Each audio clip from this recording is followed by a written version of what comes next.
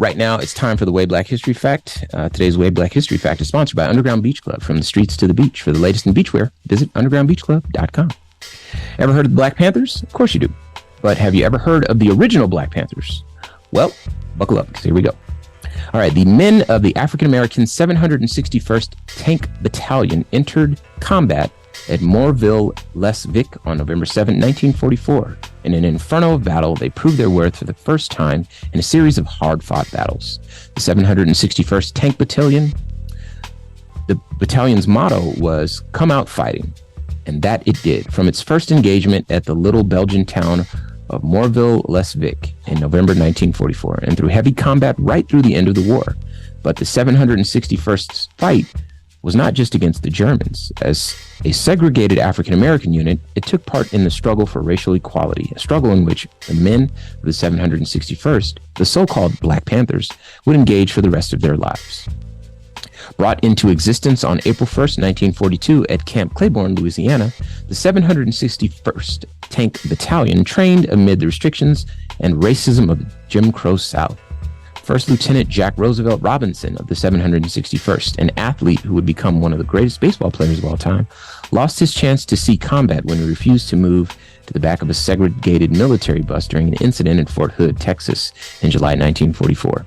The 761st Battalion's commander, Lieutenant Colonel Paul L. Bates, refused to prosecute Robinson, but his superiors got around that by transferring the lieutenant to another unit, where he was court-martialed. Robinson was later acquitted, but too late to rejoin the Black Panthers. The 761st arrived in France on October 10, 1944, coming ashore at Omaha Beach and moving into Belgium at the beginning of November.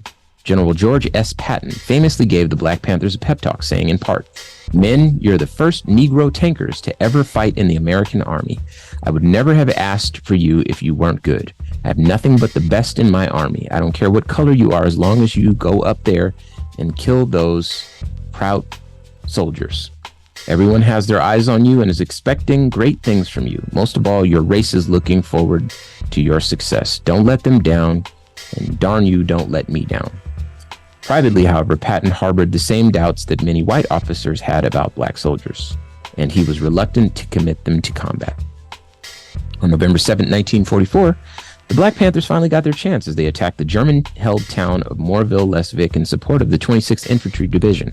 Bates, wounded the night before the engagement, was not present, nor were many of his white senior officers. Instead, the thrust into town was commanded by African-American Captain John D. Long of B Company, who followed behind the lead Sherman tank commandment by Sergeant Roy King. Quote, "I am sure my men thought I was a bad man and hated my guts, but they followed me," later recalled Long, a no-nonsense officer who hailed from Detroit. Motown. They were a well-greased fighting machine. Captain Long proudly summed up his pride for the Black Panthers and their conduct. "Not for God and for country, but for me and my people," he said. "This was my motivation, pure and simple. When I entered the Army, I swore to myself there would never be a headline saying my men and I chickened. A soldier in time of war is supposed to accept the idea of dying. That's what he's there for.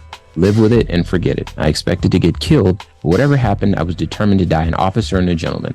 The town of Morville, Les Vic was supposed to be a snap, but it was my inferno. My men were tigers. They fought like seasoned veterans. We got our lumps, but we took that effing town." So that's where the Black Panthers came from. Some soldiers and some OGs. Stick around.